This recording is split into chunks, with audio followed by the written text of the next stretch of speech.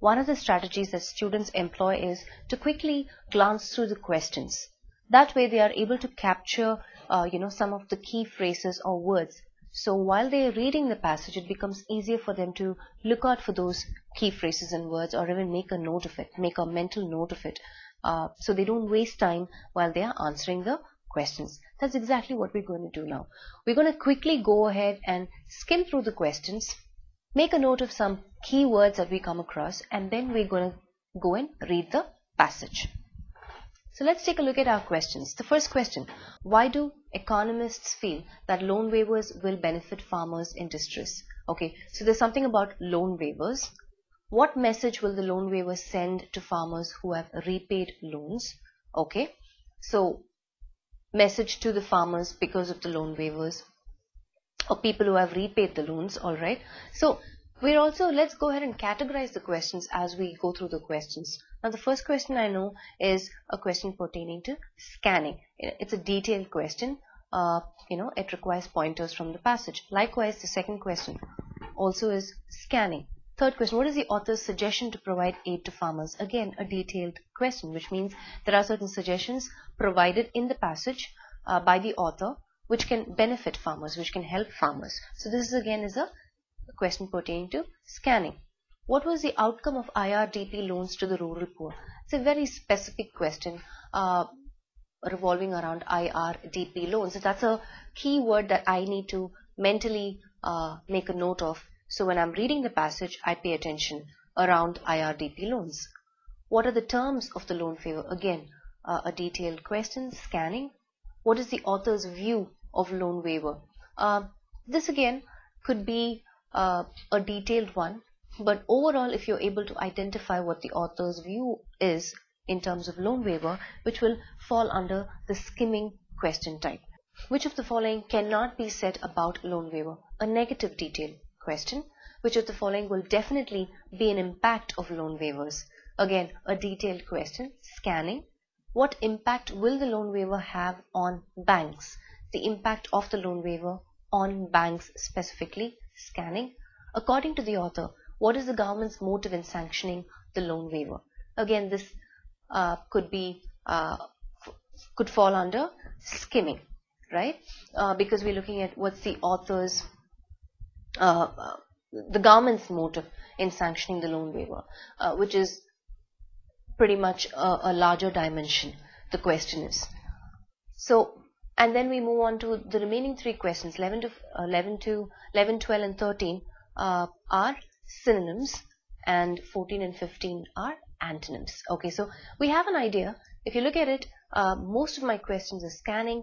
2 or 3 questions fall under skimming, and then I have one negative detail, and then I have my synonyms and my antonyms. Now we have an idea. We have some key words and phrases that are floating. We know there's a loan waiver. Loan waiver is something that is the common thread throughout the passage. So it's talking about how is it going to benefit farmers, what is the impact on the banks. There are different parties involved. People who have repaid loans, so that's another category of farmers. So we have all these categories. We have the main thread. We have IRDP loans, and we're also looking at author's view on the loan waiver, or the government's motive in sanctioning the loan waiver. So let's go ahead and look at what the passage says about all these questions. Reading. Political ploys initially hailed as masterstrokes often end up as flops. The rupees 60,000 crore farm loan waiver announced in the budget writes off 100% of overdues of small and marginal farmers holding up to 2 hectares and 25% of overdues of larger farmers. While India has enjoyed 8% to 9% GDP growth for the past few years, the boom has bypassed many rural areas, and farmer distress and suicides have made newspaper headlines. Various attempts to provide relief, which is Employment Guarantee Scheme, Public Distribution System, have made little impact, thanks to huge leakages from the government's lousy delivery systems. So many economists think the loan waiver is a worthwhile alternative to provide relief. However, the poorest rural folk are landless laborers who get neither farm loans nor waivers. half of the small and marginal farmers get no loans from banks and depend entirely on money lenders and will not benefit. Besides, rural India is full of the family holdings rather than individual holdings, and family holdings will typically be much larger than 2 hectares even for dirt-poor farmers, who will therefore be denied the 100% waiver. It will thus fall in both economic and political objectives. IRDP loans to the rural poor in the 1980s demonstrated that crooked bank officials demand bribes amounting to 1/3 the intended benefits. Very few of the intended beneficiaries who merited relief received it. After the last farm loan waiver will similarly slow down fresh loans to deserving farmers. While overdues to cooperatives may be higher, economist Surjit Bala says less than 5% of farmer loans to banks are overdue. That is, overdues exist for only 2.25 million out of 90 million farmers. If so, then the 95% who have repaid loans will not benefit. They will be angry at being penalized for honesty. The budget thus grossly overestimates the number of beneficiaries. It also underestimates the negative effects of the waiver, encouraging willful default in the future and discouraging fresh bank lending for some years. Instead of trying to reach the needy through a plethora of leaky schemes, we should transfer cash directly to the needy using new technology like biometric smart cards, which are now being used in many countries, and mobile phones, bank accounts. Then, benefits can go directly to phone accounts operable only by those with biometric cards, ending the massive leakages of current schemes. The political benefits of the loan waiver have also been exaggerated, since if only a small fraction of farm families benefit, and many of these have to pay bribes to get the actual benefit, will the waiver really be a massive vote winner? Members of joint families will feel aggrieved that despite having less than 1 hectare per head, their family holding is too large to qualify for the 100% waiver. All finance ministers of central or state governments gave away freebies in their last budgets, hoping to win electoral regards. Yet, 4/5 of all incumbent governments are voted out. This shows that beneficiaries of favors are not notably grateful, while those not so favored may feel aggrieved and vote for the opposition. That seems to be why election budgets constantly fail to win elections in India, and the loan waiver will not change that pattern.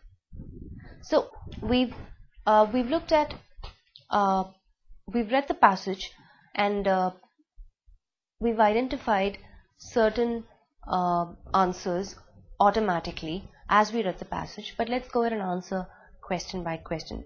Our first question: why do economists feel that loan waivers will benefit farmers in distress? So my options are: option 1, it will improve the standard of living of those farmers who can afford to repay their loans but are exempted. Option 2, other government relief measures have proved ineffective. Option 3, suicide rates of farmers have declined after the announcement of the waiver. Option 4, farmers will be motivated to increase the size of their family holdings, not individual holdings. Option 5, the government will be forced to re-examine and improve the public distribution system. So why do economists feel that the loan waivers will benefit farmers in distress?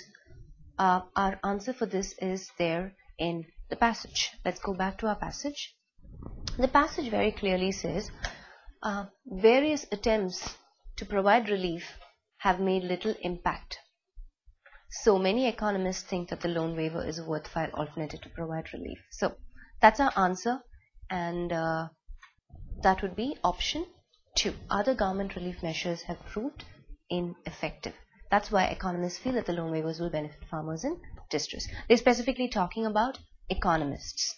Okay, let's move to our second question. If you notice, it's pretty easy with respect to you looking for answers from the passage. You know, there is a sequence followed. My first couple of questions would ideally fall in the first paragraph, and then the subsequent questions in the next paragraph. And therefore, the pattern is the same. So, as I follow through the passage, I understand that, my questions also take up the same flow or the sequence. Let's look at second question. What message will the loan waiver send to farmers who have repaid loans? Let's look at our options.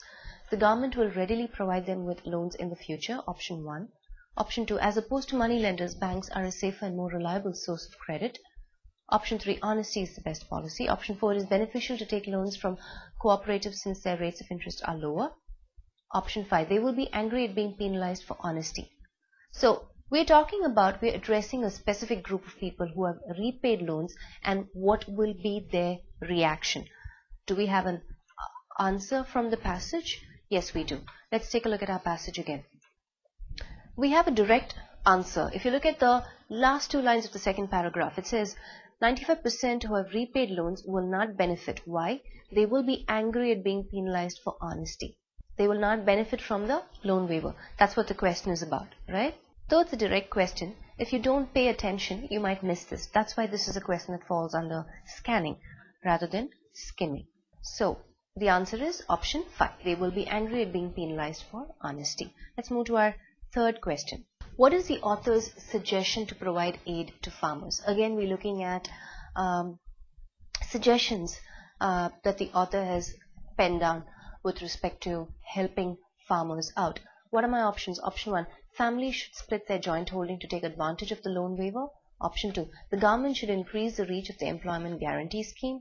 Option 3, loans should be dispersed directly into bank accounts of the farmers using the latest technology. Option 4, government should ensure that loan waivers can be implemented over the number of years. Option 5, rural infrastructure can be improved using schemes which were successful abroad. Okay, so let's look at where these suggestions are and what suggestions have been used by the author in the passage. So in our third paragraph, if you look at it, it says the fourth line, instead of trying to reach the needy through a plethora of leaky schemes, what should we do? Here starts the suggestions. We should transfer cash directly to the needy using new technology like biometric smart cards, which are now being used in many countries, and mobile phones bank accounts. So these are the suggestions given to help the farmers. And what option is providing you that? Option 3. Loans should be dispersed directly into bank accounts of the farmers using the latest technology, which is biometric cards and mobile phones bank accounts. Let's move to our fourth question. What was the outcome of IRDP loans to the rural poor? Again, this is a question related to scanning.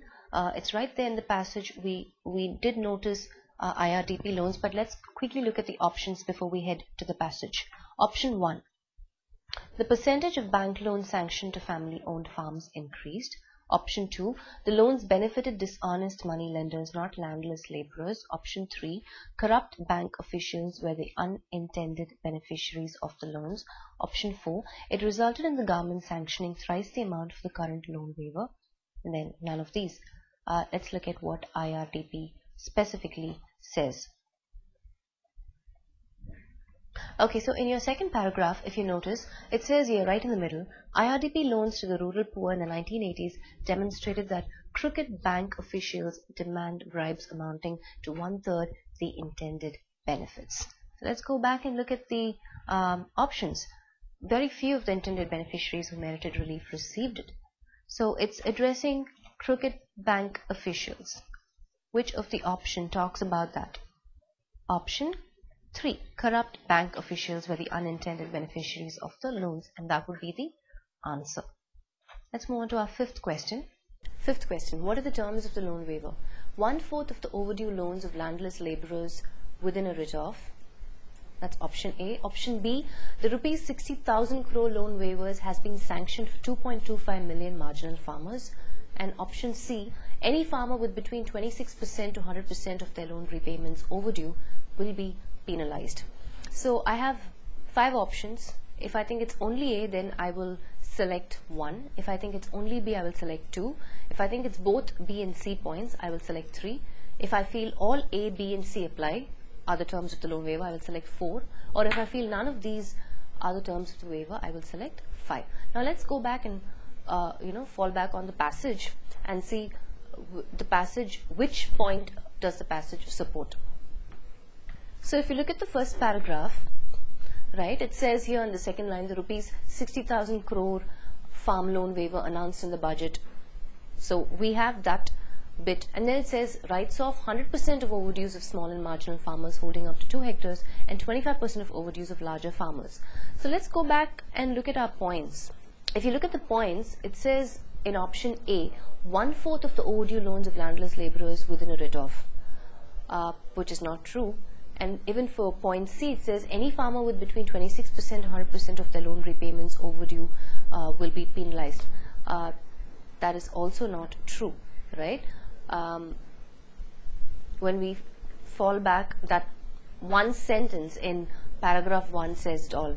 It says writes off 100% of overdues of small and marginal farmers holding up to 2 hectares and 25% of overdues of larger farmers.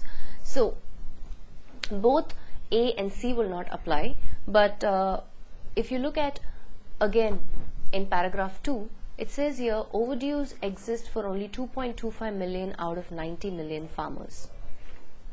So that fact is also correct. So basically the loan amount, which is 60,000 crore loan waivers, has been sanctioned for 2.25 million marginal farmers, apply, and that only is the terms of the loan waiver. So that will be option B, which is only B, which is option 2, right? So that's the answer for our 5th question. Let's look at our 6th question. What is the author's view of loan waiver? Here again, it's a question pertaining to skimming, right? We're looking at the author's view. What does he think about loan waiver? And loan waiver, we know, is the common thread throughout the passage. The entire passage is revolving around this loan waiver, right? So let's go back and look at the passage. Now for questions like this, one little strategy that you can use is to look at the topic sentence and the closing sentence of each paragraph and try and figure out whether it's giving you a positive or a negative feel, as in what the author feels.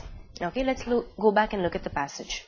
Except for the first paragraph, where it specifically is talking about the economists, we're still not getting the author's view. So let's move on to the second paragraph. If you look at the second paragraph, the topic sentence, it says, however, the poorest rural folk are landless laborers who get neither farm loans nor waivers.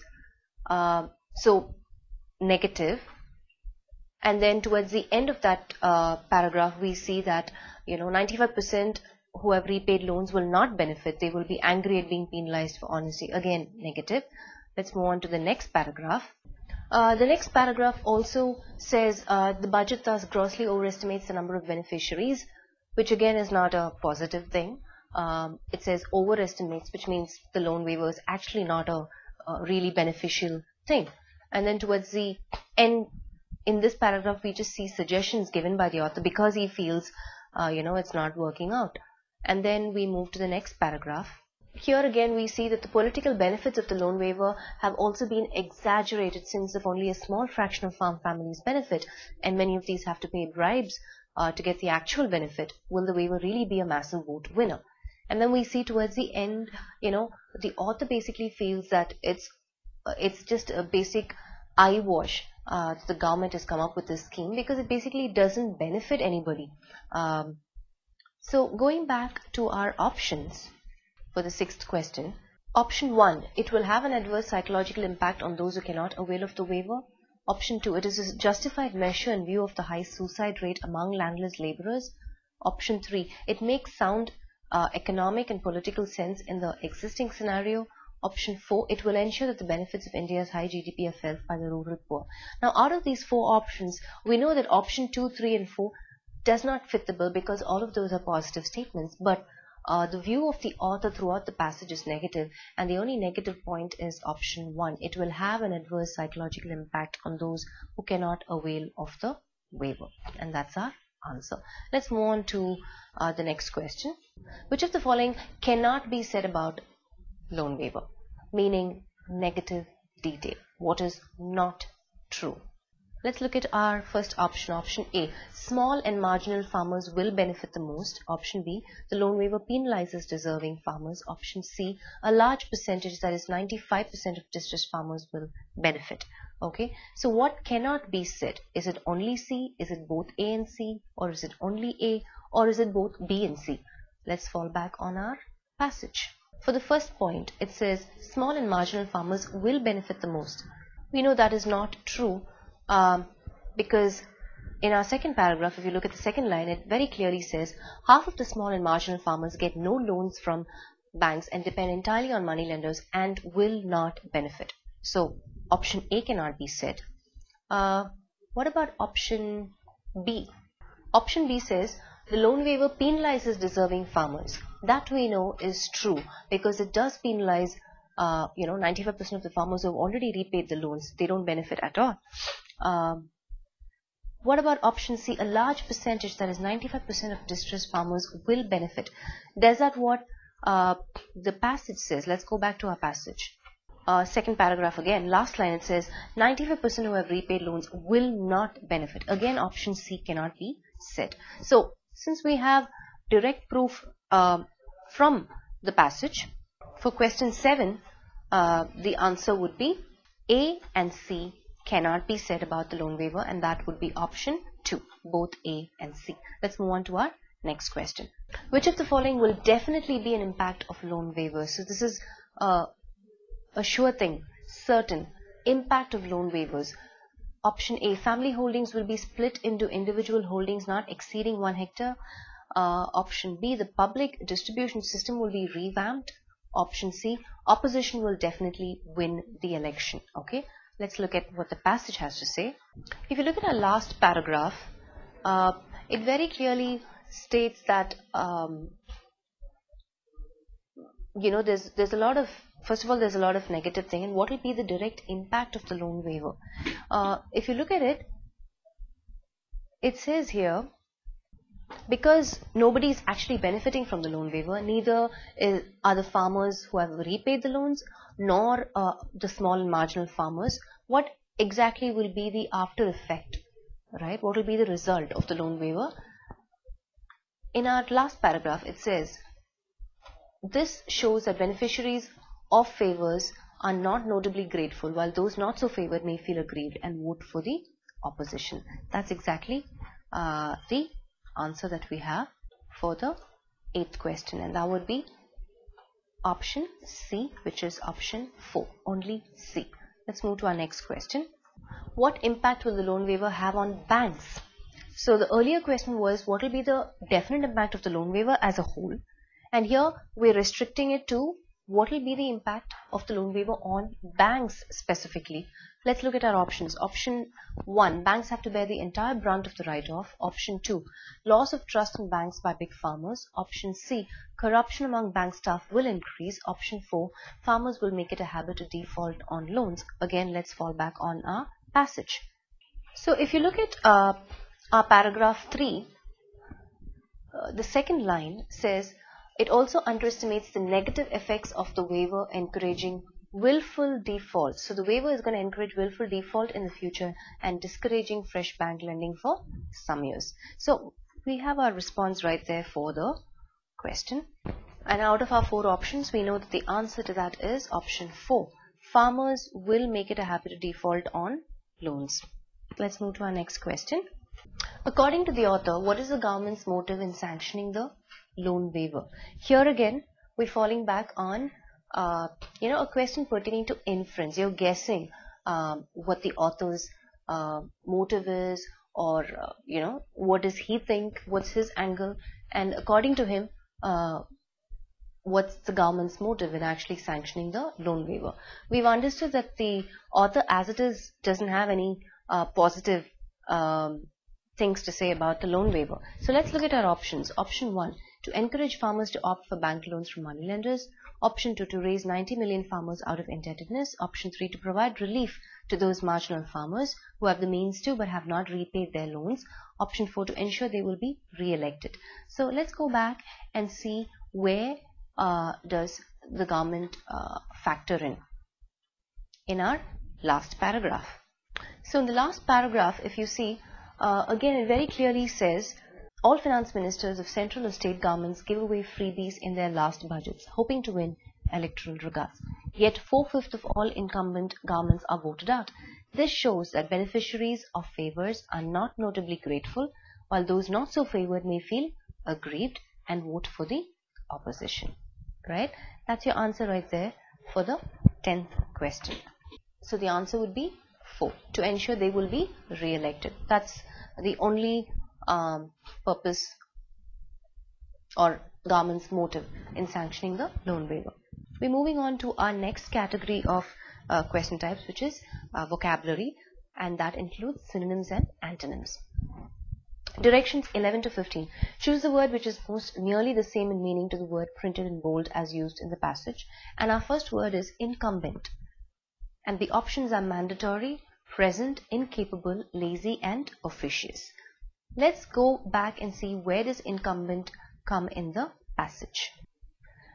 In our last paragraph, it says, yet 4/5 of all incumbent governments are voted out. This shows that beneficiaries of favors. Okay, so, and then let's look at the sentence preceding that. All finance ministers of central or state governments give away freebies in their last budgets, hoping to win electoral regards. Yet 4/5 of all incumbent governments are voted out. Okay. So now if I go back and look at my options, I have mandatory, I have present, I have incapable, I have lazy. The idea is for you to look at preceding and following sentences and see if there are any clues. If you look at the preceding sentence in the passage, there are some officials mentioned, right? It says finance ministers, central or state governments, and then you have incumbent governments. So this is pertaining to something to do with holding an office in the government itself. Having said that, let's look at our options and which of the option is giving me that response. Definitely not mandatory. Mandatory means compulsory. Present, again an irrelevant word in this context. Incapable, no. Lazy, absolutely not. Officious, yes, that would be the synonym for incumbent here. We're talking about a person holding rank in the government, right? Officious would be the closest synonym for incumbent here. Let's move to our second, the next word, which is ploys. Where does this appear in the passage? Political ploys, initially hailed as masterstrokes, often end up as flops. Political ploys, initially hailed as masterstrokes, often end up as flops. Okay, let's look at our options. Surveys, entreaties, ruses, sliders, and assurances. Now, what are entreaties? Entreaties is a plea or a request, right? Ruses, on the other hand, is some sort of mechanism, scheme, that you use to trick or deceive, right? So, political ploys, we understand is, they plan something, but it backfires or something else happens. They say something and something else takes place. So when you talk about a ploy, you're referring to something underhanded, something not genuine, something that is not going to give you the expected result, right? It's a scheme. So the closest response or synonym to ploys would be ruses, which also bears the same meaning. Sliders is someone who just slides, okay? A person who slips or slides, which is again irrelevant in this context. Assurances is the opposite of ploy, so definitely not the synonym, right? Assurances is more of a guarantee, a certainty that something will happen, which is the antonym of ploys. But we're looking at synonyms here. Let's look at our next word, which is aggrieved. Where does this come in the passage? It appears in the last paragraph. Members of the joint families will feel aggrieved that despite having less than 1 hectare per head, their family holding is too large to qualify for the 100% waiver. Okay, so I want you to notice other clue words in this sentence. For example, will feel. So it is probably a reaction to something that has happened to them, right? So let's keep this in mind. Let's move on and look at our options for aggrieved. Vindicated, intimidated, offensive, wronged, and disputed. Let's understand the meanings of these words first. Aggrieved, from the context, gives us a meaning of them feeling that they have been treated unfairly, unjustly. Okay. Now, vindicated as a word means to be clear of accusation or blame or doubt with proof. That's vindicated. Intimidated is to just make someone fill with fear, right? You make them uncomfortable, and they just get all clamped up. That's the meaning of intimidated. Offensive again means, to cause some sort of an anger or annoyance because you feel that you are not treated right, right? Wronged again can have different meanings. It can be incorrect, immoral, all of that. And disputed means, some sort of a battle, some sort of an argument, some sort of a fight. So having understood the meanings of all these options, the synonym for aggrieved in this context looks like a reaction, where when you feel people have treated you unfairly, what is the reaction that you're going through? And remember I said, keep in mind will feel, which appears in the context, right? So will feel offensive. That's the answer for aggrieved, the synonym for aggrieved, offensive, option 3. Directions 14 and 15. Choose the word which is most opposite in meaning to the word printed in bold as used in the passage. 14th one, plethora. And the options are dearth, missing, superfluous, sufficient, and least. Let's look at where it appears in the passage. Third paragraph, it says here, instead of trying to reach the needy through a plethora of leaky schemes, we should transfer cash directly to the needy using new technologies like, okay, all of those suggestions and options follow through. So a plethora in this context is referring to something in excess, something in abundance. So we are looking for an antonym for that. So from the options, the antonym would be option 1, dearth, something where there is a lack, insufficiency. That's the opposite of plethora. Let's look at 15th one, merited. Where does merit come in the passage? In the second paragraph, it says, very few of the intended beneficiaries who merited relief received it. Very few of the intended beneficiaries who merited relief received it. Okay, so seems like merited in this context gives us the meaning of, something that was they deserved it, or they qualified for it, right? Keep in mind that the context is still loans. We're talking about loans, right? Let's move on and look at the options for merited. If you look at the options for merited, option 1 I have ranked, option 2 I have unqualified for, option 3 I have lacked, and option 4 I have inept at, and option 5 I have unworthy of. Now we're looking at antonyms for merited, something that is completely in opposite meaning. Ranked again, is not the right fit in terms of whether a synonym or an antonym. Unqualified for, on the other hand, seems like the right fit, because we're talking about they receiving something because they qualified for it. So the opposite, that we can think of is to be unqualified for. Lacked is more of an insufficiency. A dearth, which is again an incorrect word choice. Inept at means not skilled at something, again an incorrect word choice. Unworthy of. Some of you might think, why can't this also be an answer, because merited means worthy of praise, worthy of honor, somebody who deserves it. But when you look at the word worthy, it reflects more on the person's character, right? And here we are talking about loans. Would it be appropriate to say he's worthy of the loan amount, or he just qualified for the loan amount because he met the right conditions and terms, right? So keeping that in context, we understand that the antonym for merited was option 2, unqualified for. They did not, if they qualified, that's why they received it, and the opposite is unqualified for. Here ends reading comprehension as such. If you looked at it, couple of things as a reminder for you to take back when you approach reading comprehension. One strategy that most of us follow is to skim through the questions first. Try and analyze the type of questions. Are there certain questions that require just skimming? Overall theme, message, objective. Are there questions that I need to pay more attention? I for details, scanning, negative detail questions, positive detail questions, vocabulary questions, synonyms, antonyms, questions pertaining to inference. What can you guess? If you look at it, there were two questions, in fact. According to the author, what is the government's motive in sanctioning the loan waiver?